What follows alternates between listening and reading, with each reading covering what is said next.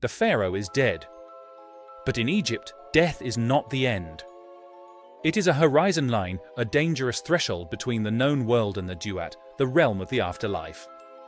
To cross it, the king requires a vessel that will not decay. He needs a physical anchor to house his soul, his ka, for all eternity. This is the Per-Nefer, the house of vitality. Here, the air is thick with the smell of burning frankincense and the metallic tang of dried blood. It is here that the battle against biology is fought. If the body rots, the soul perishes. The stakes are total oblivion, the second death. And so, the clock starts now. The embalmers have exactly 70 days to turn a mortal corpse into an imperishable god. This is not merely burial preparation, it is a transfiguration. Welcome to the art of mummification. The process is a paradox, sacred ritual meets gruesome surgery. It begins with the head. To the Egyptian mind, the brain is useless, the producer of mucus, irrelevant to the afterlife. The seat of intelligence, emotion, and memory is the heart. Therefore, the brain must be discarded. Using a hooked rod, the embalmer punctures the ethmoid bone near the eye socket. They do not pull the brain out whole, that would disfigure the face. Instead, they liquefy it. They whisk the tissue into a slurry that drains out through the nose, catching it in bowls to be buried. The cranial cavity is rinsed with palm wine to sterilize it, then filled with molten pine resin. As it cools, the resin hardens, preventing the skull from collapsing in on itself over the centuries. The king's head is now hollow, clean, and stable. Next, the torso. Through a small incision on the left side, always the left, the side of life, the organs are harvested. The stomach, liver, lungs, and intestines. These are the wet centers of decay. If left inside, their bacteria would consume the king from within. But they are too sacred to throw away. They are washed in spices and packed into canopic jars. These vessels are guarded by the 4 sons of Horus, Insati for the liver, Hapi for the lungs, Duamutef for the stomach, and Kabesanu for the intestines. Only one organ remains inside the body, the ib, the heart. It is the record of the king's life, heavy with his deeds. He will need it for the final judgment, to be weighed against the feather of truth, Marat. To remove the heart is to destroy the man. Now, the chemistry begins. The enemy is moisture. A human body is 70% water, and water invites rot. To defeat it, the priests use Natron, a naturally occurring mixture of sodium carbonate and sodium bicarbonate harvested from dry lake beds in the Wadi Natron. This is not simple drying, it is a chemical transformation. For 40 days, the pharaoh lies buried in this salt. The natron acts as a desiccant and a degreaser.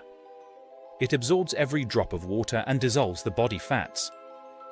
It is a slow, silent fire. The salt draws the moisture out, leaving behind skin as tough as cured leather and bones as dark as ebony. The bacteria that cause decay are starved and killed. When he emerges, he is unrecognizable. He is a shell, a shadow of the man he was. To make him look like a king again, he must be sculpted. The priests pack the empty torso with sawdust, linen, and bags of cinnamon and myrrh. They plump the cheeks and fill the eye sockets with white stones or onions to simulate eyes. The skin is massaged with oils of cedar, milk, and juniper to restore a ghost of its former suppleness. Then the wrapping begins. This is not just bandage, it is armor. Hundreds of yards of the finest linen are used. Each layer is ritualistic. The fingers are wrapped individually, then the limbs, then the torso. But between the layers, the priests place the true protection, amulets. Over the heart, a scarab beetle carved from green stone is placed. It is inscribed with a spell from the Book of the Dead, "Do not stand as a witness against me." It is a magical silencer, ensuring the heart does not betray the king's sins to the gods during judgment. A jed pillar is placed at the spine for stability and ujatai on the forehead for protection. Finally, the linen is coated in molten black resin. It seals the wrappings into a waterproof, rock-hard shell.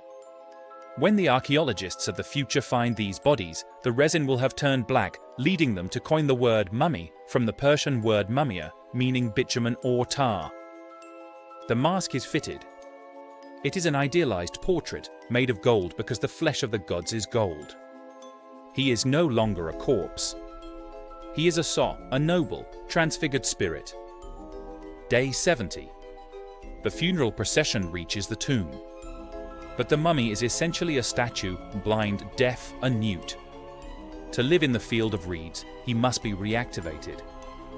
This is the most critical moment, the opening of the mouth ceremony. Using a ritual adze made of meteoric iron from the sky, the semprise touches the mouth, eyes, and ears of the mask. You represent the king. You are the king. In the spiritual realm, the senses are violently restored. The king can now breathe the incense, he can speak the spells, he can see the path to the afterlife. The tomb is sealed. The world of the living is left behind. The 70 days of labor are finished. The millions of years of eternity have just begun. In memory of the Old Kingdom,